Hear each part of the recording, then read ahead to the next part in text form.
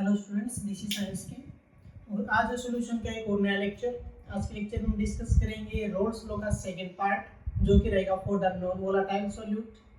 Notebook निकालिए, heading लगाएंगे, लिखना शुरू करते हैं। हमारा heading roles law for non volatile solution या नॉन वोलेटाइल सोल्यूट। सॉल्यूशन ही सोल्यूट। सेकंड जो रहेगा इसको अलग पूछने का तरीका वो क्या होगा, vapour pressure of solution containing non volatile solute. ठीक है, दो अलग अलग पॉइंट है, दोनों में गौर कीजिएगा। बात वही है कि सॉल्वेंट हमेशा वोलेटाइल, नोट क्या करोगे, सॉल्वेंट हमेशा वोलेटाइल। फर्स्ट केस हमने पढ़ा उसमें सॉल्यूट भी वोलेटाइल था, इस केस में सॉल्यूट क्या है, नॉन वोलेटाइल। क्लियर? ठीक है, मतलब अगर पहले डायग्राम से समझे तो ये हमारा सॉल्यूशन ए हो गया, उसमें हमने ए और बी लिया था, इसमें हम ए और बी नहीं लेंगे क्योंकि वहां पे ए और बी लेने क्यों पड़े, क्योंकि दोनों वोलेटाइल थे। ये लिक्विड ए आ गया, ठीक है। अब मैं इसको बोल देता हूं जैसे सॉल्वेंट है, ये क्लोज है, क्लियर। अब यहाँ पे हम थोड़ा अलग तरीके से रिप्रेजेंट करेंगे, यहाँ पे हम डॉट्स में दिखाएंगे, मैंने बड़े बड़े डॉट लगा दिए। इसका मतलब क्या होगा कि ये सॉल्वेंट के वो पार्टिकल हैं जो आसानी से इवेपोरेट हो जाएंगे, ये सबसे ऊपर हमने शो किए, तो ये आसानी से इवेपोरेट हो जाएंगे, तो इसका वेपर प्रेशर बनेगा, तो ये क्या कहलाएगा, पी नॉट ऑफ ए कहलाएगा या पी नॉट ऑफ सॉल्वेंट कहलाएगा। क्लियर? पी नॉट किसका हो गया, ये सॉल्वेंट का हो गया। प्लस में हमने डाला इसके अंदर नॉन वोलेटाइल सॉल्यूट, ठीक है, तो हमने इसके अंदर क्या डाला है, नॉन वोलेटाइल सॉल्यूट।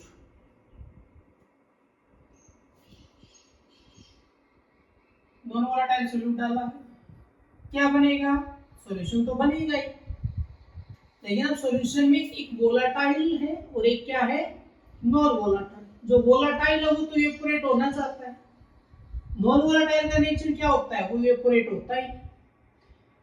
अब देखो, जैसे मैंने इसके पार्टिकल्स को ब्लैक दिखा दिया, इसके पार्टिकल्स को मैंने क्या दिखा दिया, ब्लैक दिखा दिया। अब इसके अंदर ये मिक्स है, इसके अंदर नॉन वोलेटाइल सॉल्यूट है, वो मिक्स है। अब इवेपोरेशन हो रहा है या नहीं हो रहा, हम शो कैसे करेंगे कि पहले सारे वोलेटाइल के पार्टिकल थे स्पॉन्टेनियस इवेपोरेट होते जा रहे हैं, इनको रोकने वाला कोई नहीं है। लेकिन अब इनके बीच में मिक्सिंग किसकी हो गई, नॉन वोलेटाइल की, तो कहीं ना कहीं ये एक बैरियर के रूप में काम करेंगे। कैसे करेंगे, जैसे कि अगर मुझे शो करना पड़े तो मैं कुछ ऐसे लिख सकता हूँ कि वोलेटाइल के पार्टिकल है वो कुछ ऊपर है कुछ नीचे है, क्योंकि मिक्स हुए हैं दोनों, तो पार्टिकल मिक्स हो गए। और अगर पार्टिकल मिक्स हो गए तो इनके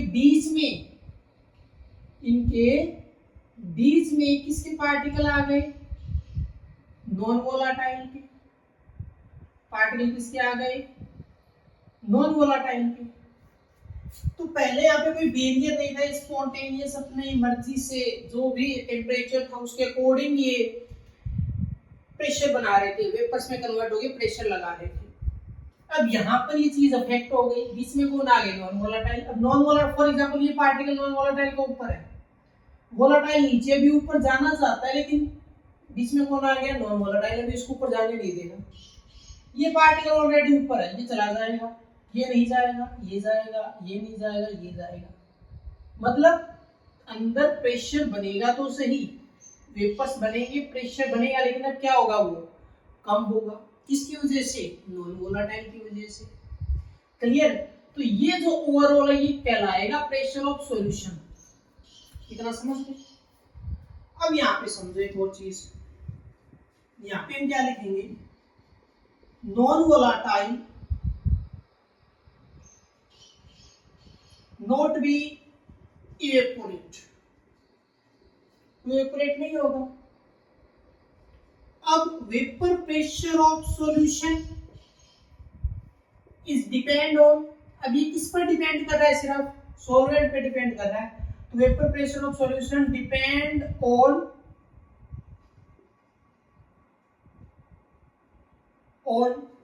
सॉल्वेंट, सिर्फ किस पर डिपेंड कर रहा है, सॉल्वेंट पर डिपेंड कर रहा है, because solute is non volatile. Clear?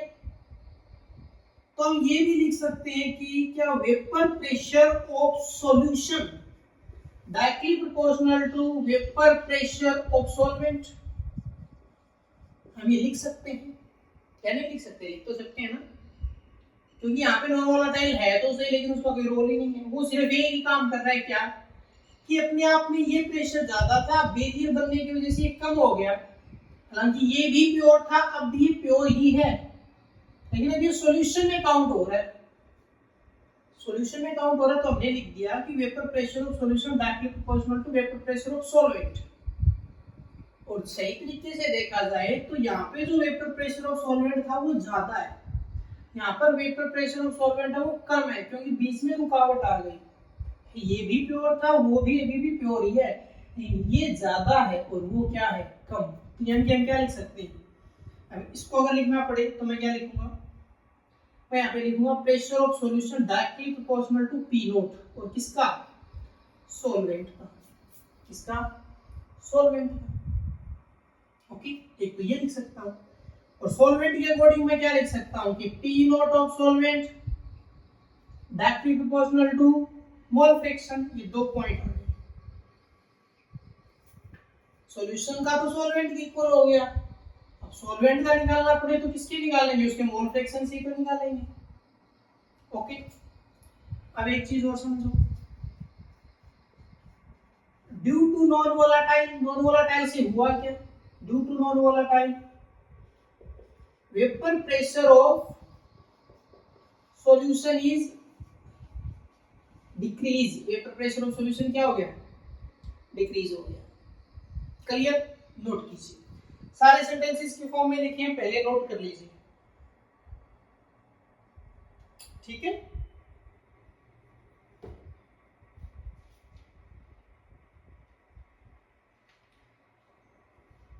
Okay ji,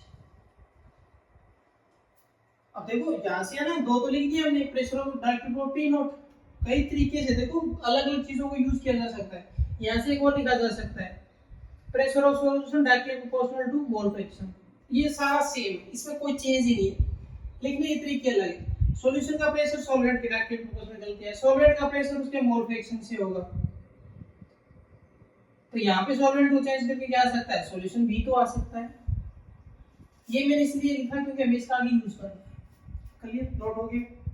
main point ये समझ लीजिए कि कैसे हुआ है, सॉल्यूशन का सॉल्वेंट इक्वल क्यों लिया गया, वो इसीलिए क्योंकि सॉल्यूट प्रेजेंट तो है, उसका कोई रोल नहीं है, क्योंकि वो इवेपोरेट ही नहीं हो रहा, और अगर वो इवेपोरेट हो ही नहीं रहा, वो सिर्फ प्रेशर को डिक्रीज कर रहा है। सॉल्वेंट का पहले जितना प्रेशर था वो सॉल्यूशन में मिक्स होने के बाद उतना नहीं रहा, क्योंकि नॉन वोलाटाइल के पार्टिकल बीच में आ रहे हैं। बीच में आ रहे तो हम क्या लिखेंगे, हम लिखेंगे pressure of solution directly proportional to x। अब ये x किसका है, ये x किसका है, ये x है सॉल्वेंट का। अब सॉल्यूशन के अंदर दो चीजें हैं, एक तो मोल फ्रैक्शन ऑफ सॉल्यूट, एक है मोल फ्रैक्शन ऑफ सॉल्वेंट, और ये हमेशा इक्वल टू 1 होता है। अब मैं यहाँ से x1 x2 मान रहा हूँ, मैंने इसको x2 मान लिया, मैंने इसको x1 मान लिया, ये 1 हो गया। मुझे x1 का वैल्यू निकालना पड़े तो 1 माइनस x2 हो गया, यानी कि x of solvent equal to 1 minus x of solute, ये काम आने वाला। अब यहाँ पे आ जाओ, यानी कि PS डायरेक्टली प्रोपोर्शनल टू, अब मैं प्रोपोर्शनलिटी हटा रहा हूँ, प्रोपोर्शनलिटी हटाऊंगा तो यहाँ पे क्या आएगा, पहले मैं लिखूं तो K ऑफ x आएगा, K को चेंज करना हम सीख गए, तो ये overall PS is equal to क्या आ जाएगा, P नॉट और x चलो मैं इसको सॉल्वेंट को मैंने 1 माना है तो मैं इसको 1 ही ले लेता हूँ, 1 ले लिया। ठीक है, अब सॉल्यूशन के अंदर अभी तक जो प्रेशर है वो x1 के अकॉर्डिंग है, यानी सॉल्वेंट के अकॉर्डिंग है। अब मैं इसको सोल्यूट को ऐड कर रहा हूँ तो मेरे पास रिलेशन ये है। अब मैं 1 को चेंज करूंगा तो मेरे पास क्या आ जाएगा, P नोट 1 माइनस x2 आ जाएगा, overall P nought minus P nought x2 आ जाएगा, तो ये PS के इक्वल है। अब चेंज कर दो, P nought x2 is equal to P nought minus PS हो जाएगा, माइनस का इधर प्लस हो गया, प्लस वाला इधर जाके माइनस हो गया। x2 इज इक्वल टू निकाल लो, P nought minus PS divide by P note. ये है जी मेन फॉर्मूला, इस सेकंड पार्ट, ये मेन फॉर्मूला है। देखो ये जो टॉपिक है ये कई तरीके से चलेगा। हमने सॉल्वेंट से शुरू किया, ठीक है, सोल्यूट नॉन वोलेटाइल रखा गया तो सॉल्यूशन का प्रेशर वो सॉल्वेंट के इक्वल हो गया। लास्ट जब हमने फॉर्मूले में पहुंचे तो वहां पे हम x2 लिया, एक्चुअल में देखा जाए तो x2 क्या है, मोल फ्रैक्शन ऑफ सॉल्यूट है। क्लियर? यहां से ये पता चल रहा है कि हमने लिख दिया कि वेपर प्रेशर है वो कम हुआ नॉन वोलेटाइल सॉल्यूट की वजह से। मैंने आपको यहाँ साफ बताया था जब पिक्चर बनाई थी, मैंने कहा प्योर ये भी है और प्योर ये भी है, हालांकि ये ज्यादा है क्योंकि यहाँ पे सॉल्वेंट अकेला था, लेकिन सॉल्यूशन बनने के बाद सॉल्वेंट अकेला नहीं रहा। हालांकि प्रेशर अब भी प्योर है लेकिन वो डिक्रीज हो चुका है, याद होगा, याद नहीं तो दोबारा वीडियो को उसी पॉइंट पे जाके देख लीजिए। अब हमने उसको x2 के इक्वल रख दिया, वहां से अब हमें ये पता चल जाएगा, रिजल्ट में हमने लिखा था कि वेपर प्रेशर डिक्रीज हो रहा है सॉल्यूशन का सॉल्यूट की वजह से।